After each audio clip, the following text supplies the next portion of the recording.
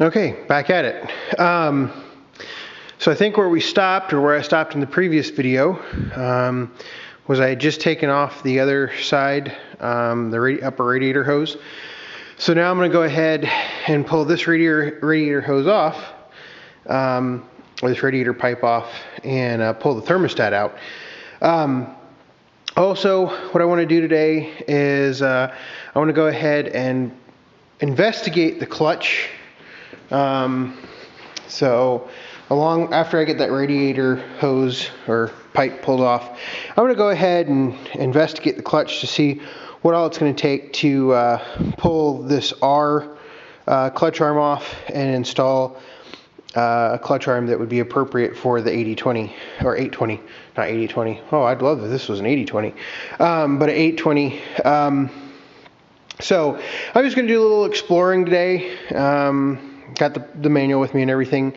I can't remember if I showed it to you, but this is the thermostat, really old and worn out. So glad that I'm replacing those. Hopefully, I haven't made any progress on. Actually, I haven't made any progress, period, in the last week or so, because if you look out the window here in the shop, if it'll focus, lo and behold, we got some snow. There was a good blizzard the other day, and I spent most of the week trying to get ready for that, get everything set up and whatnot. So I haven't even looked at the 820 since the last video that I did, and I guess that was over a week ago. So I'm going to pull this hose off, and I'll show you what I find, if anything, on this side of the hose, and we'll go from there.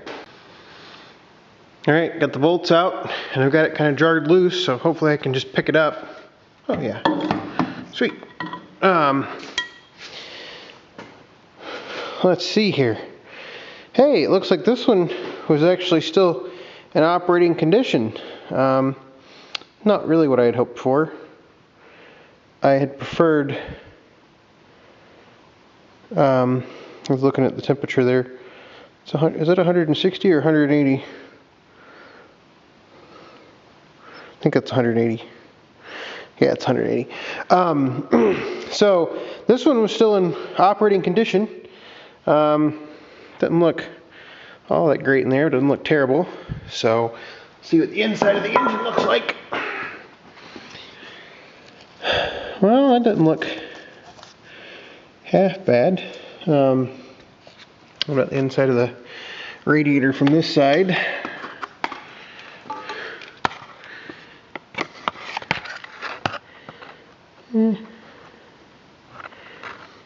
Looks about the same as the other side. That's good, I guess. So anyway, I was just sitting here thinking, and then I just noticed that I had a bunch of oil coming out of this joint right here, and I know there's a gasket goes right there. I'm guessing that the gasket's not on there. So I'm actually going to go ahead and pull that out because I ordered a gasket for it yesterday. I actually just went ahead. So what I'm going to do with the gaskets is, since I don't have a lot of confidence in my ability to trace these and cut them out, what I'm going to do as they are right now, I went ahead and ordered the complete set for a valve job. And what I'm going to do is, got to be careful about where you stand next to a grease zerk. What I'm going to do is I'm going to get the gaskets out of that kit, because those gaskets, what R1413, whatever they are, they actually still come in that kit. And so I'm going to go ahead. I ordered that. It's like $240 though. And I'm not going to use those gaskets, but I'm going to use those gaskets as a good trace. That way I've got a good template for it.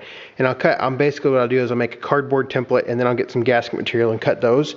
That way I've always got a spare. And that way I've got a head gasket and a valve, because I want to go ahead and inspect the injectors and everything. So I needed this gasket and this gasket for the valve cover. The valve cover gasket was like $36 or $38. This one was like 20, or no, it's like 15 bucks. And I got to adding up the gaskets that I wanted, and I was at like $130. for what I need for up here.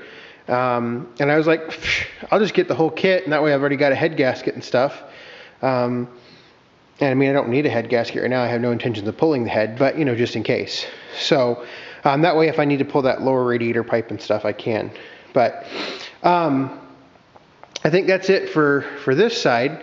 I will go ahead and get all these gasket surfaces cleaned up here soon, next couple days. And I'll get that cleaned up for the water pump. I'll get the water pump primed and whatnot. Also, I've asked this question to a couple people. How common are these front weights? If anybody that has a lot of experience with these is watching this video. I was wondering about that the other day because there's a couple on eBay and they're just outrageously expensive. I figured it wouldn't have it, but maybe they're really, really common. They're on every 88, 28, 30. I don't really know. But anyway, so next I'll start investigating the clutch and I'll work on that, and that'll be the second part of this video. I actually decided to go a little bit different way. As I was wandering around, I noticed that this oil spot on the floor right there, underneath the hose there. And so what I decided to do is actually pull the flywheel cover off to see where that oil was coming from, because the bottom of the flywheel cover, you can't see, is definitely got some oil on it. So,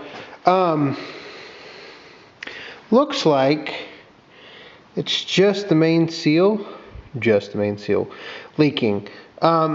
Not all that big a deal. At the moment, I have no way to take this flywheel off. So, I'm a one-man show with tools for lawn and garden tractors. So, that leak's just going to have to stay. I just wanted to make sure it wasn't coming from this leak back here. I don't know if you can see that. Let me get some light on it. So this leak back here on top of the power troll, I think I mentioned that a couple videos ago. I would like to fix that leak, but I don't know if I'll get to it or not. Yeah, I just don't know. So anyway, that is just gonna have to stay that way until I have some bigger tools and I don't need to worry about it anymore. So I might be able to fix this leak when I pull the pony off. So for the pony rebuild. But anyway, so I think that's pretty much it for the day. Running out of the time I have to do it. I am going to look at the clutch. I did pull the cover off the clutch to kind of investigate how it works. I think to properly redo the clutch, I basically have to remove these pipes, I think, because I don't know if I can get all of my tools in there. We will see. Obviously I have to remove this, and I think, so the funny part is I think to remove this, I have to remove this whole assembly, because the fuel pump is going to block that fitting right there turning, which isn't that a kick in the teeth. Anyway, so that's something I didn't realize. But now I know how to take the fuel assembly off, so it shouldn't be that big of a deal. And I already have an extra gasket, so even better.